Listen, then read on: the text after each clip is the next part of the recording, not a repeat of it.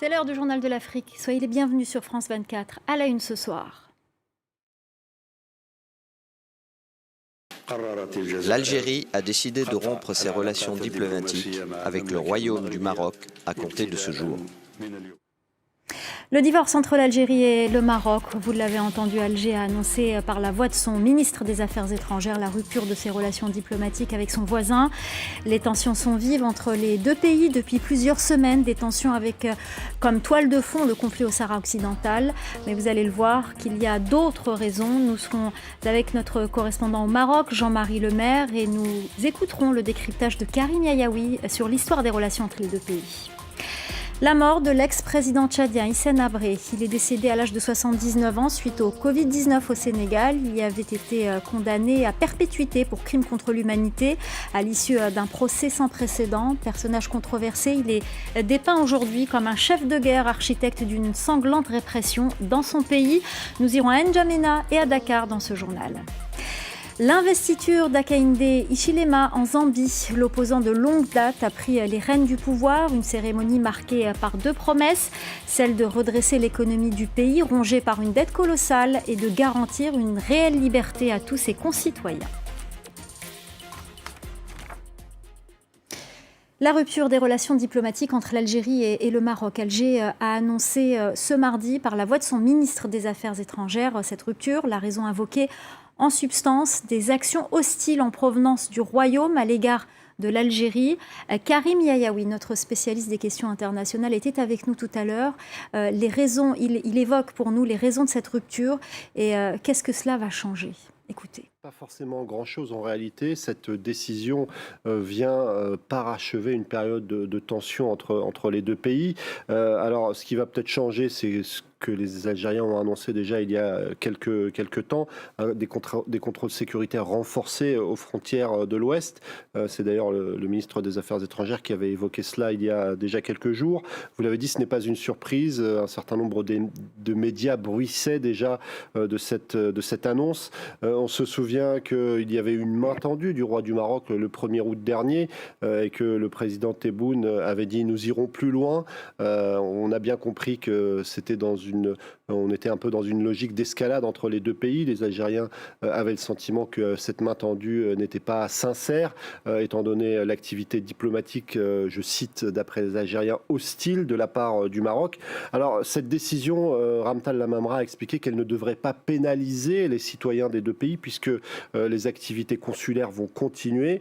Il faut rappeler tout de même que la frontière est théoriquement fermée entre les deux pays depuis 1994 et un attentat à Marrakech. À l'époque, les Marocains avaient pointé du doigt la responsabilité des services secrets algériens et depuis, la frontière est théoriquement fermée. Donc, ça ne va pas changer grand-chose, mais symboliquement, la charge symbolique de cette décision est extrêmement forte. Alors, les tensions diplomatiques entre les deux pays ne datent pas d'hier. Elles remontent même à 1963, juste après l'indépendance. C'est vrai, juste après l'indépendance, les Marocains qui avaient soutenu les Algériens dans leur lutte pour l'indépendance estimaient qu'ils devaient avoir en retour un certain nombre de territoires qui, selon eux, avaient prêté allégeance au Maroc durant une période antérieure. Les Algériens considéraient qu'ils avaient payé un très lourd tribut pour obtenir ce territoire et qu'ils ne céderaient pas un pouce de terrain. Il y a eu cette guerre des sables qu'on avait appelée, c'est ainsi qu'on l'avait appelée à l'époque.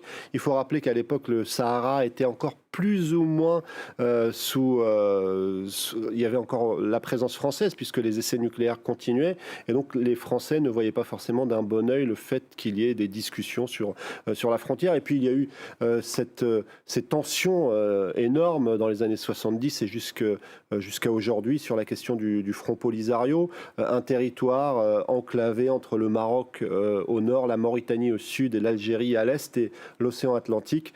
Dans les années 70, ce territoire a voulu être indépendant une fois qu'il avait quitté le giron de l'Espagne. Les Marocains l'ont revendiqué, les Algériens ont soutenu cette lutte d'indépendance et depuis, la tension ne s'est jamais éteinte. Alors il y a un certain nombre d'éléments qui ont aggravé la crise en quelque sorte, notamment ces incendies qu'on a vus en Algérie ravager le nord du pays. Les Algériens ont accusé les Marocains d'avoir soutenu le MAC, un mouvement autonomiste en Kabylie qui aurait participé à des des incendies criminels. Et puis il y a eu aussi la reconnaissance par les États-Unis de la marocanité du Sahara occidental, ce que les Algériens ont très mal vécu. Et puis il y a aussi cette fameuse affaire Pegasus. Les Marocains auraient utilisé ce logiciel israélien pour écouter des Algériens et notamment des hauts responsables militaires. Tout ça a abouti donc aujourd'hui à cette décision côté algérien. Et on prend tout de suite la direction de Casablanca. Retrouver notre correspondant Jean-Marie Lemaire. Jean-Marie, bonsoir. Le Maroc a-t-il officiellement réagi à cette annonce ? Eh bien, pas du tout. Je dirais que c'est un énième épisode de relations tendues entre l'Algérie et le Maroc. Et pour l'instant, il n'y a aucune réaction officielle de la part des autorités marocaines. La dernière déclaration du gouvernement algérien, vue d'ici et dans l'opinion publique, est totalement incompréhensible. Il faut rappeler que lors du discours officiel de la fête du trône le 31 juillet, comme vous venez de le dire, le roi Mohamed VI avait insisté sur une volonté de rapprochement avec l'Algérie, un pays qu'il qualifie de pays frère. On peut rappeler également que le Maroc a proposé son aide à l'Algérie lors des récents incendies en Kabylie. Il y avait deux Canadair avaient été mis à disposition et le gouvernement algérien avait refusé cette main tendue. Et puis sur la scène politique, effectivement, sur la scène politique internationale, Alger voit d'un mauvais œil les nouvelles relations du Maroc avec l'État d'Israël et principalement l'ouverture d'une représentation diplomatique des États-Unis au Sahara occidental, car au-delà des dernières accusations de l'Algérie contre son voisin marocain, il y a bien évidemment le contentieux du Sahara occidental entre les deux pays maghrébins, un désaccord entre Alger et Rabat qui dure depuis des décennies avec, comme vous l'avez dit tout à l'heure, des frontières terrestres fermées depuis 1994. Merci beaucoup Jean-Marie Lemaire. On suivra bien évidemment avec vous cette évolution et les réactions au Maroc dans nos prochaines éditions et aussi dans le Journal de l'Afrique. On en vient à la mort d'Hissène Habré. L'ex-président tchadien est décédé à l'âge de 79 ans suite au Covid-19 au Sénégal où il avait été condamné à perpétuité pour crime contre l'humanité. Personnage controversé, il est souvent décrit comme l'architecte d'une sanglante répression dans son pays. La correspondance à N'Djamena de Khadija Douga. Eh bien, la nouvelle ici n'a absolument pas surpris, car l'état de santé fragile de l'ex-président était connu de tous. Ses avocats l'avaient d'ailleurs évoqué à de multiples reprises ces dernières années afin d'obtenir son succès, sa libération. Dans les rues de N'Djamena, en tout cas, les réactions sont extrêmement variées. Certains saluent ici la mémoire d'un homme qu'ils qualifient de grand patriote, amoureux de son pays, et pour d'autres, impossible d'oublier, encore moins de pardonner les crimes perpétrés sous son règne et pour lesquels les victimes attendent toujours réparation. Ce décès ne dédouane pas l'Union africaine de son obligation de verser des indemnisations aux victimes. Ne dédouane pas le Tchad non plus à verser des indemnisations aux victimes. Il y en a beaucoup qui vivent avec des handicaps physiques et il y en a beaucoup qui sont décédés du fait des tortures subies dans les geôles du Sénégal. Et il y en a qui continuent à décéder. Le gouvernement, pour sa part, a annoncé par la voix de son porte-parole que la dépouille de l'ex-président sera rapatriée au Tchad si sa famille en émettait le souhait. La question ici très controversée d'un grand hommage national n'est pour l'instant pas à l'ordre du jour.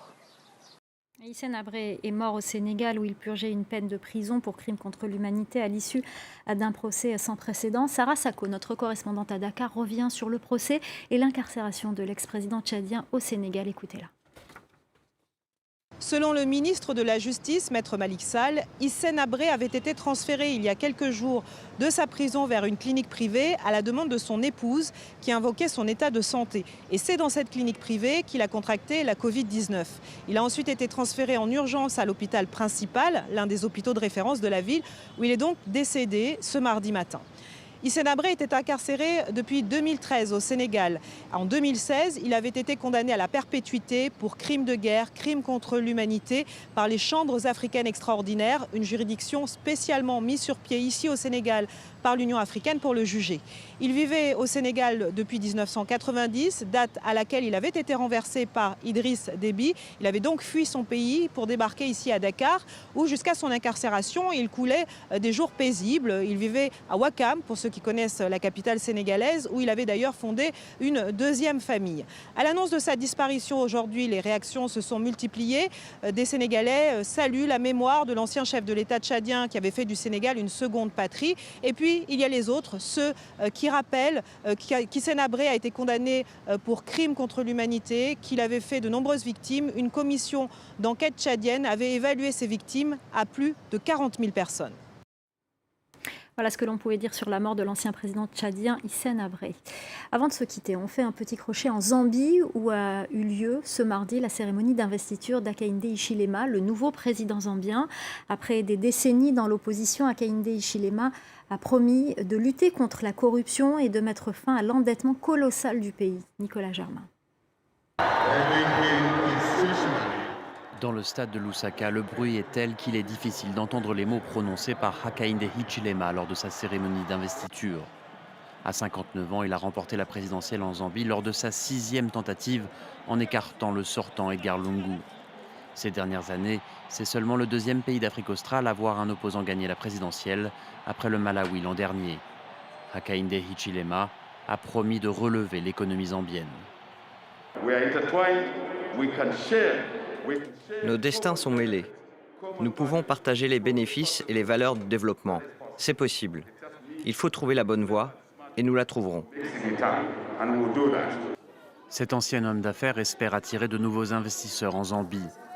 Il aura comme priorité de réduire l'endettement massif du pays et de lutter contre la corruption. C'est la 3e fois dans l'histoire de la Zambie qu'un opposant remporte la présidentielle. À l'échelle de l'Afrique subsaharienne, c'est la 17e victoire d'un opposant depuis 2015. Une tendance encourageante, portée notamment par les jeunes électeurs qui réclament davantage de démocratie sur le continent. Voilà, c'est la fin du Journal de l'Afrique. Restez avec nous, l'info continue sur France 24.